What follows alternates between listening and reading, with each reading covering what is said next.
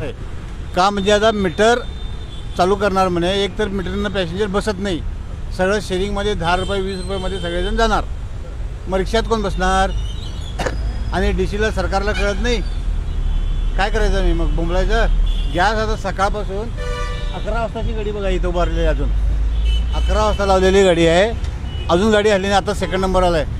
आता वाजले किती 6, संध्याकाळी बायकापोरांच्या जवळ तोंडांना तेल लावून बोंबलत जायचं.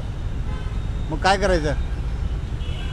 महागाई बघितलं अशी. आणि गॅस 70 रुपये गॅस, एक तास जातं गॅसला पंपावरती गॅस घालायला. 10 किलोमीटरची सिटी आणि इथं 12-13 हजार रुपये, 13,000 रिक्षा झालेत. परमिट बंद करायला तयार नाहीत. काय करायचं साहेब? आता हे 4 तासाला 2 तासाला एक भाडं होतं आहे काय? 2 तासाला एक भाडं होतं आहे, ते पण 50-60. सिटी आमची बेळगाव 10 किलोमीटर आहे, त्याच्यामध्ये मीटरनं कसं चालणार? हां, आम्ही पोळापळांची पोटं कसं भरणार? हां, आमची 3-3, 4-4 मुलं.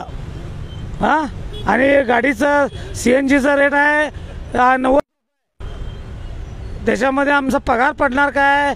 आम्ही लोन काढलो आहे गाडीला, 3.5 लाख रुपये लोन आहे. ते लोन काय फेडणार आम्ही? बस फ्री आहे. हां, बरोबर आहे ना? आणि वडापनं लेडीज जातात आणि चांगले VIP लोक वडापनं जातात. मग आम्ही इथं बसायचं दिवसभर, ते आणि पोलिसांचा आणि त्रास.